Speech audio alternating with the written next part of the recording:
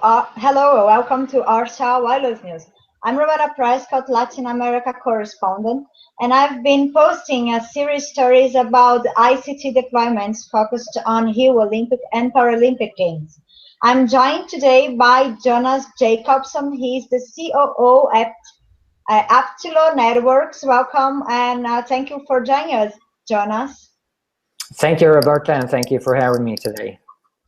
So I'm aware that Aptilo is working with several operators in Brazil to enable Wi-Fi for Rio Olympic and Paralympic Games.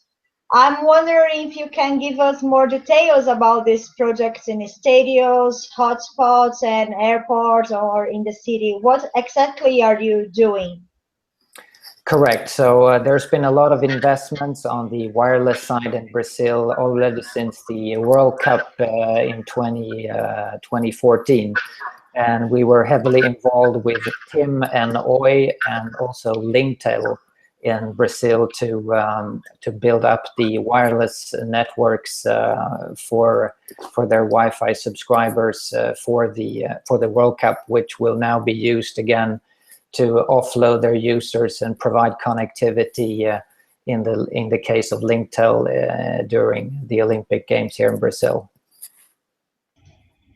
So, and where are these projects located? I mean, inside the venues, only American Mobile Claro can have towers or do data offloads inside the venues. But I talk with several carriers, and what they are doing is putting some mobile towers outside the venues and also increasing their infrastructure and to boost their network to offload data throughout the city, because we are going to have tourists everywhere.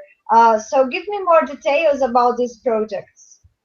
Correct. So TIM and Oi and Linktel are present outside of the Olympic venues, and it's only Claro that has been allowed through their sponsorship to be inside the venues, as I understand it as well. So both TIM and Oi, they are two of the largest carriers in Brazil, and they have two extensive nationwide networks, and they have implemented the Aptilo backend platform to manage all of their Wi-Fi subscribers in their networks. They have also implemented an eSIM mechanism to authenticate their subscribers automatically, so they can offload data from their macro network to the Wi-Fi network automatically. And in the case of Linktel, who is the wireless ISP in Brazil, they have an extensive, also nationwide network throughout Rio and the outside of the Olympic Games. And they have now deployed quite a few more hotspots and tried to cover the dense urban areas in Rio to provide more extensive coverage than they had in the past. And Linktel has also created a special subscription, if you will, for tourists arriving in Brazil that will enable them to get access to the Linktel network.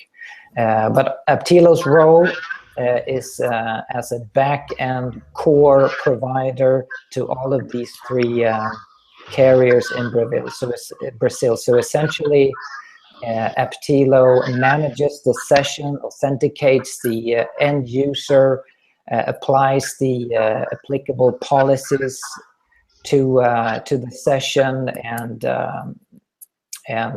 terminates the session when their plan is up, so to speak. So that's what Aptilo is doing in this case. And what is the most difficult part of on deploying a project like this? And is there any difference between doing it in doing something like that in a regular basis and compared to large events such as the Olympic here? Yeah, that's a good question. So when you have a lot of simultaneous users in one location, you need to have enough back-end capacity to be able to manage all the Wi-Fi sessions. In all these venues, you will have many thousands of users that wants to upload Facebook postings and all kinds of personal data, and you need to have the backend capacity to be able to handle all the sessions when you get to these dense locations. So it's very important that you do your capacity planning, and in the case of Aptilo, we are very accustomed to this, running all the World Cup stadiums in Brazil, for example, and numerous professional sport venues in North America as well. So it's one of our mainstay capabilities at Aptilo. And what can you say regarding the amount of data that will be uploaded? I talked with most all major carriers in Brazil to this story series that I mentioned, and they all, basically everybody says that this will be the most social Olympic due to the 4G connections and Facebook, Twitter, and Snapchatting, and everybody will want to do that live and immediately and in high quality. So I guess, I'm pretty sure it is a huge challenge for carriers to manage all this data. What are you feeling about this amount of data and how carriers will need to address them? That's a good question. I think this will be the most widely connected Olympic Games we've seen, and some parallels back to the World Cup a couple of years ago.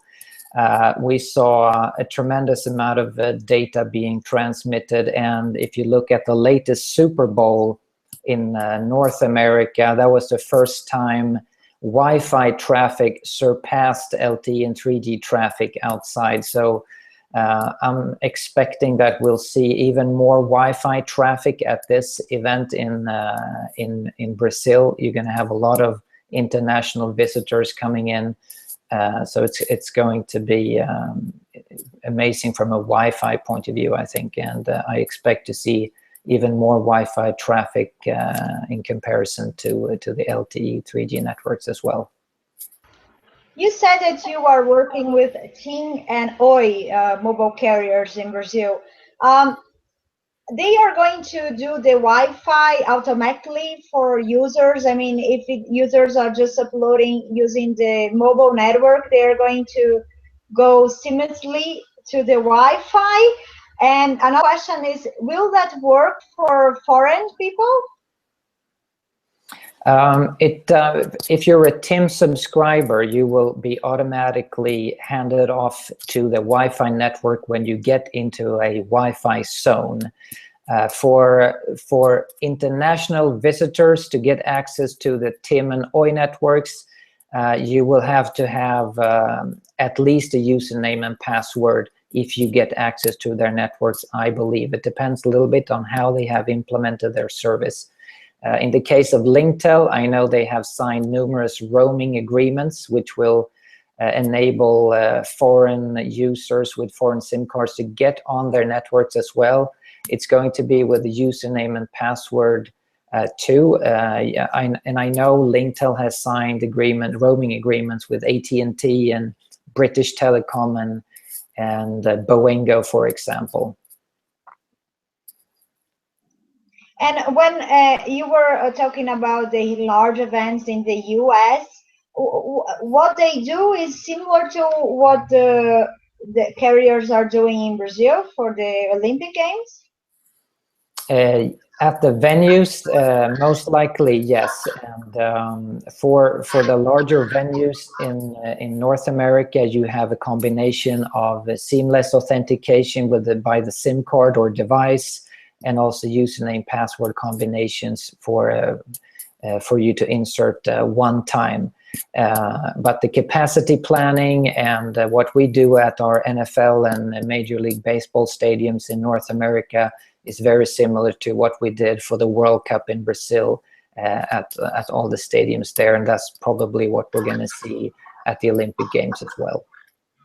And can you compare the World Cup 2 years ago to this Olympic Games starting next Friday? Well, this Friday, August 5, in terms of capacity, IP traffic, demand, this will be much larger.